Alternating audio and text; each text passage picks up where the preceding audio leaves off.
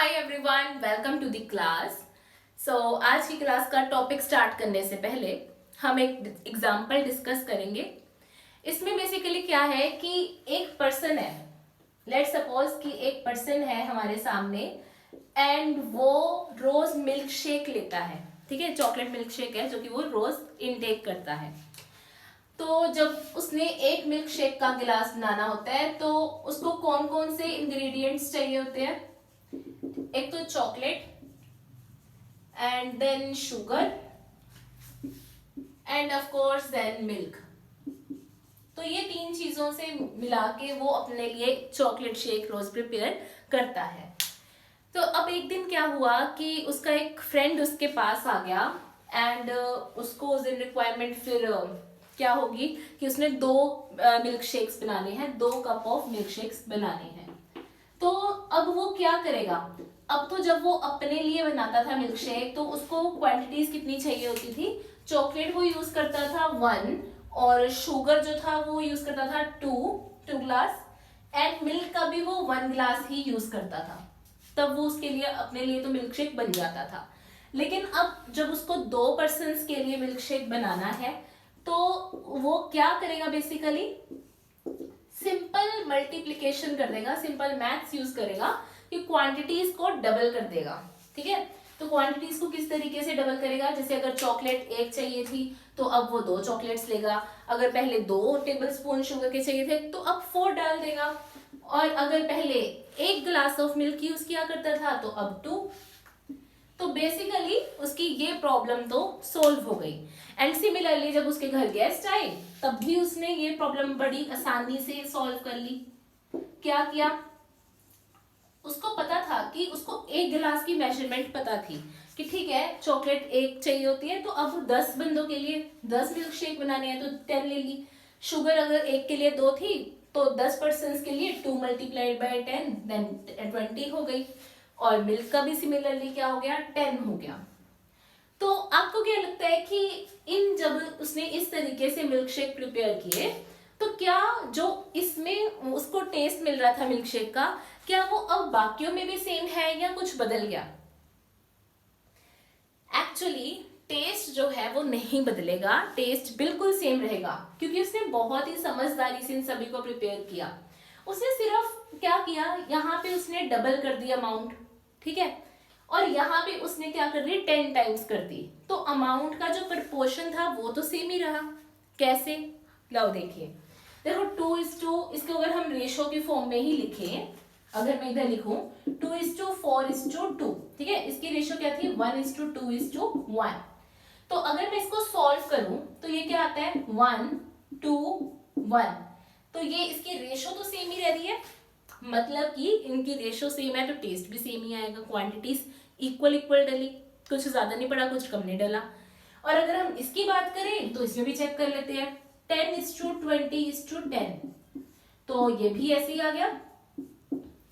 Again quantities जो है वो बिल्कुल सही मात्रा में डाली, तो उसने नॉर्मल मैथमेटिक्स लगाया और ये चीज सॉल्व कर ली।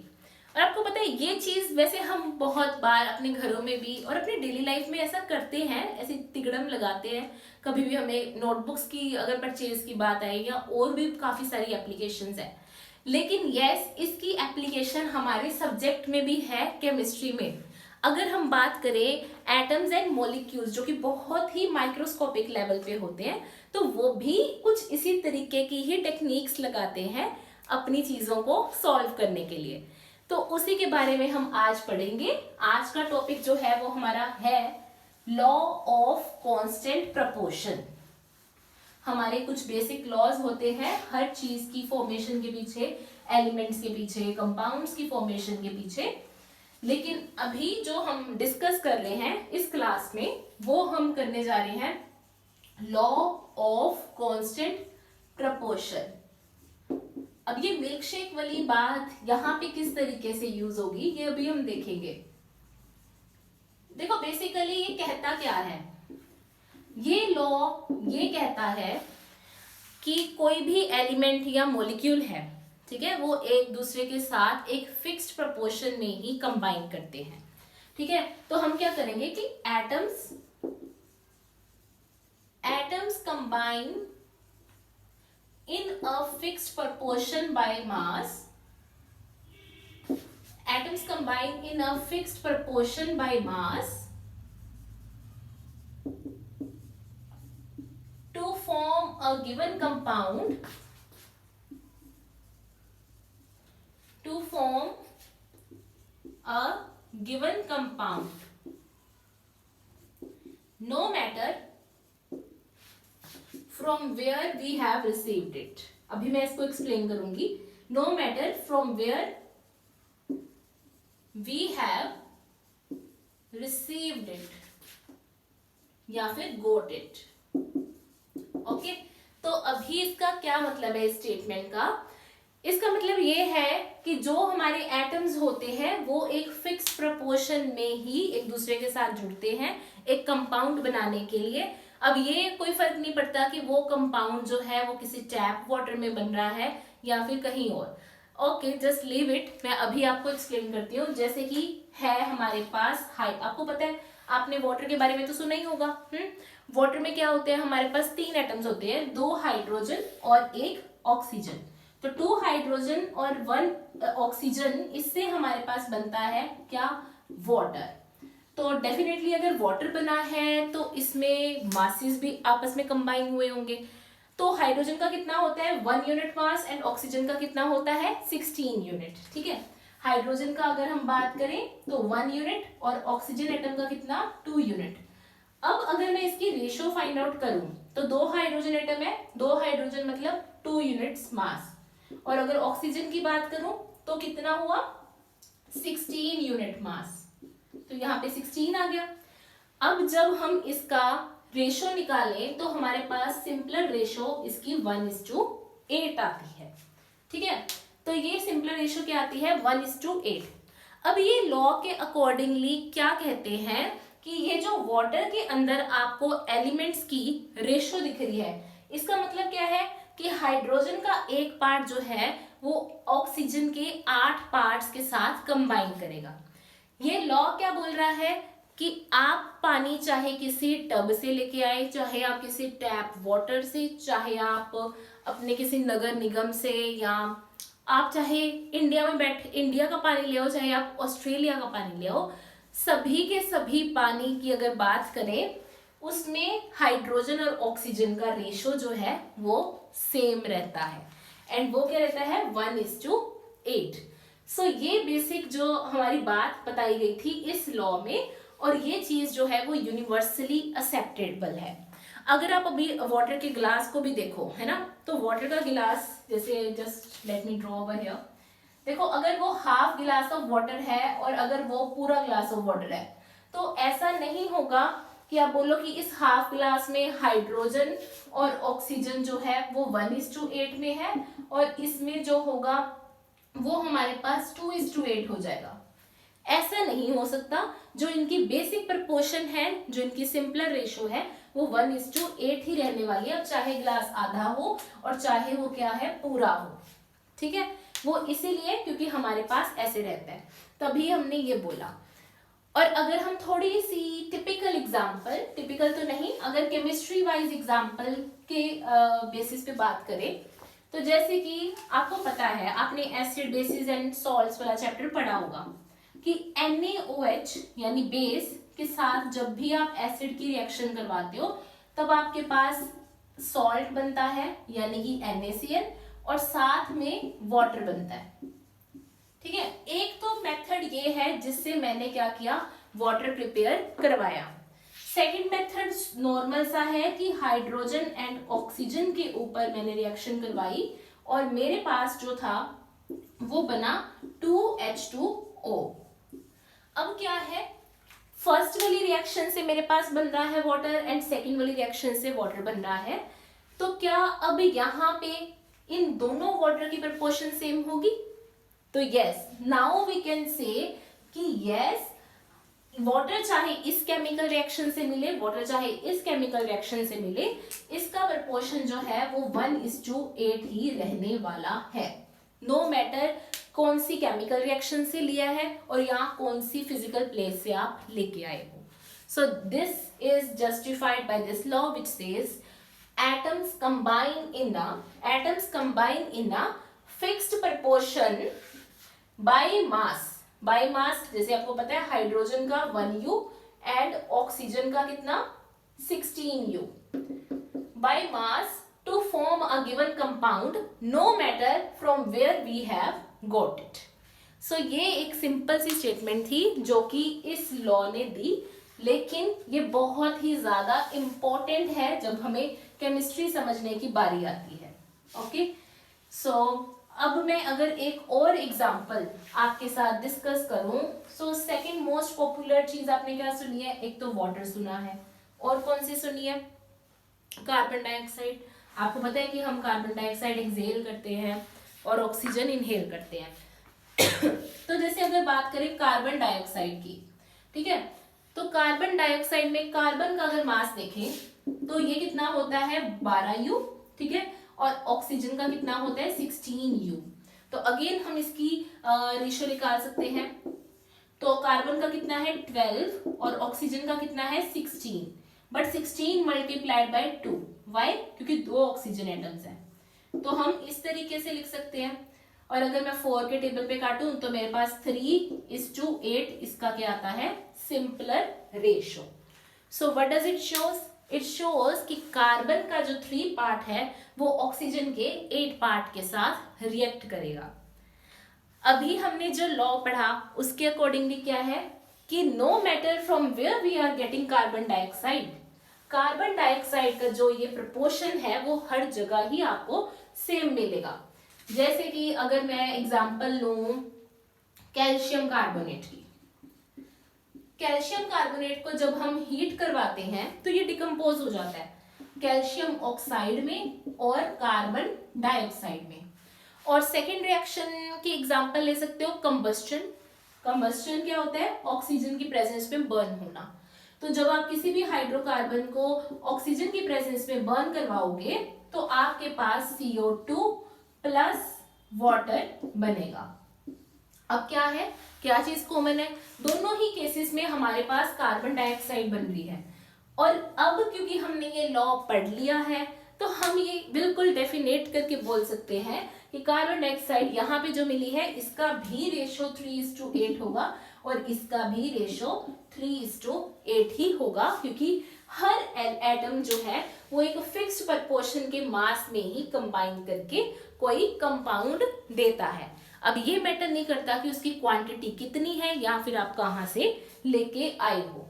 अगर जैसे अभी हमने एग्जांपल देखी थी क्लास की स्टार्टिंग में, जिसमें मिल्क शेक जब हमने 10 के लिए बनाना होता था तो हम सिर्फ मल्टीप्लाई कर देते थे, है ना, ऐसे ही था ना.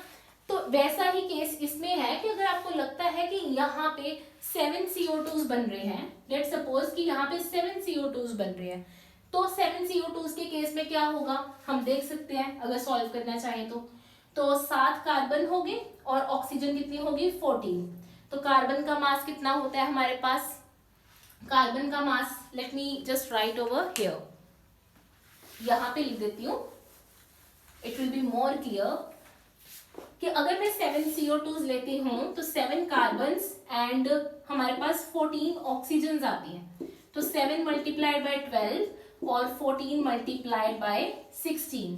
तो आप जब इसको सॉल्व करोगे, ठीक है, आप जब इसको सॉल्व करोगे तो ये क्या रहा है 84, और जब आप 16 इंटू 14 करोगे तब आपके पास क्या आ रहा है 224. फाइन. तो अब जब इसको सॉल्व करोगे तो आपके पास 3:8 जो है वो रेशो आएगी, विच मीन्स कि आप 7 CO2 ले लो, ठीक है, 7 CO2 ले लो चाहे आप 50 CO2 ले लो, उनकी जो डेफिनेट रेशो है वो यही आने वाली है. सो आई होप कि अब डेफिनेशन जो है वो क्लियर है आपको. अब थोड़ी सी न्यूमेरिकल प्रैक्टिस करेंगे सेम ही लॉ के ऊपर कि किस तरीके से इसके ऊपर क्वेश्चन डिजाइन हो सकता है. तो देखो फर्स्ट चीज क्या है कि जस्ट सपोज अभी आपने इसी लॉ को ध्यान में रखना है एंड देन ट्राई करना है. जस्ट सपोज कि वाटर जो है मेरे पास एक मॉलिक्यूल पड़ा है और इसमें मेरे को दिया हुआ है हाइड्रोजन का मास. तो मास of hydrogen atom atoms actually जो इस वाले मॉलिक्यूल में पड़े हैं, ठीक है, हाइड्रोजन मॉलिक्यूल्स का मेरे पास सैंपल है और इसमें हाइड्रोजन एटम्स का जो मास है वो कितना है, let's suppose 450 units, okay.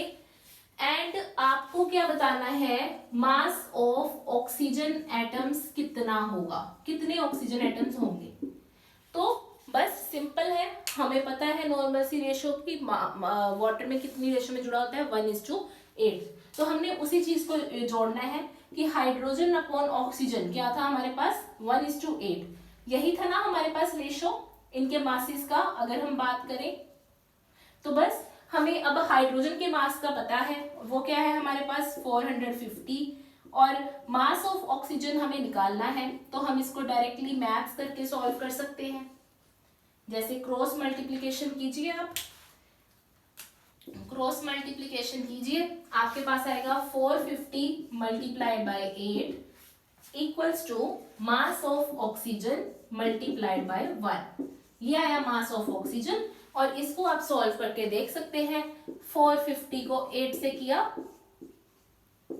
32 and this is 3600। तो आपको क्या पता लगेगा यहाँ से कि 3600 यूनिट्स में क्या है हमारे पास मास ऑफ ऑक्सीजन। कि जब ये हमारे पास 450 यूनिट्स अगर हम हाइड्रोजन ले रहे हैं तो इसको 3600 यूनिट्स की क्या चाहिए होगी, ऑक्सीजन। तो इस तरीके से हम इसकी एप्लीकेशन इस तरीके से भी देख सकते हैं। सेकंड जो है वो हमारे पास क्या टाइप हो सकती है, इसी सेम कंसेप्ट के ऊपर बेस्ड, वो जैसे कि यस इसमें जैसे कि कांस्टेंट प्रोपोर्शन में तो आपको ये बोल दिया गया। अब आपको ये पूछा जा सकता था कि ऑक्सीजन एंड मास का ऑक्सीजन एंड हाइड्रोजन का मास बताइए, ठीक है। आपको क्वेश्चन ऐसे आ सकता था, find mass of oxygen and hydrogen atoms in a sample containing water, in a sample containing water of let's suppose 80 units, ठीक है। तो हमें ये बताना है कि 80 यूनिट्स का हमारे पास वाटर पड़ा है, या फिर 80 ग्राम्स लिख देती हूँ, 80 ग्राम्स का हमारे पास वाटर का सैंपल पड़ा है। अब हमें क्या बताना है, ऑक्सीजन एंड हाइड्रोजन एटम्स का मास कितना होगा। तो ये लिटिल बिट हायर है, कोई बात नहीं, इसको देख सकते हैं हम। देखो हमें सिर्फ इतना पता है इस वाले से कि जो वाटर है उसका फिक्स प्रोपोर्शन ही रहने वाला है, चाहे वो 80 ग्राम का ही क्यों ना दे दिया हो। तो ये चीज अगर हमें पता है तो हम ये कर सकते हैं। इसके अकॉर्डिंगली क्या था कि हमारे पास एक यूनिट, ठीक है, अगर मैं मान लूं कि 1x मतलब कोई भी पार्ट, ठीक है, अगर मैं 1 पार्ट हाइड्रोजन का ले रही हूं और 8 पार्ट ले रही हूं मैं ऑक्सीजन के, ठीक है, 1 पार्ट अगर मैं ले रही हूँ हाइड्रोजन का, वो 8 पार्ट ऑक्सीजन के साथ मिलके क्या बनाएगा, 9 पार्ट किसके, वाटर के, ठीक है। ये अगर मैं हाइड्रोजन की बात करूं, ये मैं ऑक्सीजन की बात करूं और ये किसकी बात कर रही हूँ, वाटर की, कि एक पार्ट हाइड्रोजन का मिलके 8 पार्ट्स के साथ 9 पार्ट किसके बना रहा है, वाटर के। अब हमें ये 9 पार्ट वाटर का क्या दिया हुआ है, वेट कितना दिया है, हमें ये 9 पार्ट दिए गए हैं 80 ग्राम्स के बराबर। तो यहाँ पे हम डेफिनेटली अपनी कैलकुलेशन लगा सकते हैं। 80 की जगह अगर मैं 180 ले लेती हूँ, सिर्फ अभी क्योंकि कंसेप्ट ही समझाना है मैंने, तो आप डायरेक्टली यहाँ पे लीजिए, कॉम्प्लेक्स नहीं करते चीजों को। तो 180 ग्राम का वाटर है, तो इस तरीके से हमने ले लिया है ना। तो अब हम नॉर्मल मैथ्स लगाएंगे, x की वैल्यू क्या आ जाएगी, 180 डिवाइडेड बाई 9 क्या आ जाएगा, ये 20 ग्राम्स। तो 20 ग्राम्स हमारे पास क्या आ गया, x। अब x की वैल्यू आ गई तो हम यहां से हाइड्रोजन एंड ऑक्सीजन का भी पता कर सकते हैं। तो हम क्या लिखेंगे, mass of hydrogen atom is equal to 1x। x की वैल्यू थी हमारे पास 20 ग्राम, तो 1 into 20 क्या आ गया हमारे पास, 20 ग्राम्स, ठीक है। और अगर हम मास ऑफ ऑक्सीजन की बात करें तो वो कितना है हमारे पास, कितना है हमारे पास 8x। तो 8x में 8 को मल्टीप्लाई कीजिए 20 से, ये आपके पास आ गया 160 ग्राम्स। ठीक है, तो आप ये देख सकते हैं कि हाइड्रोजन का 20 ग्राम किसके साथ जुड़ा होगा, 160 ग्राम के साथ। तो इस तरीके से हम इस डेटा से ये भी फाइंड आउट कर सकते हैं। ध्यान से देखिए कैसे किया। हमें पता है ये नॉर्मल सी चीज, इसको हमने हाइड्रोजन का ऐसे लिख दिया कि 1 पार्ट अगर हाइड्रोजन का है वो 8 पार्ट के साथ मिलकर 9 पार्ट बनाएगा। फिर हमें 9 पार्ट का तो मास दिया ही हुआ था, तो हमने उससे x निकाला। अब x निकालने के बाद हमने इस तरीके की वैल्यूज फाइंड आउट कर ली। अब सिमिलर केस हमारे पास कार्बन डाइऑक्साइड में भी हो सकता था। उसमें क्या हो जाता, ऑक्सीजन एंड सी, है ना, और यहाँ पे CO2 का मास दिया होता, तो तब भी हम सेम ही चीज कर लेते। तो इस तरीके से न्यूमेरिकल्स फ्रेम किए जा सकते हैं अलग अलग अप्रोच से, लेकिन हमें सिर्फ अपना एक बेसिक कंसेप्ट याद रखना है, उसके बाद तो नॉर्मल मैथमेटिक्स है। सो आई होप आप सभी को समझ आया होगा ये लेक्चर, और वो जो केक वाली जो हमारे पास वो चॉकलेट वाली एग्जांपल थी वो भी आपको अच्छे से समझ आई होगी, और उससे आप इस चीज को याद भी रख पाओगे। So thank you so much for your patience, all the very best, keep learning.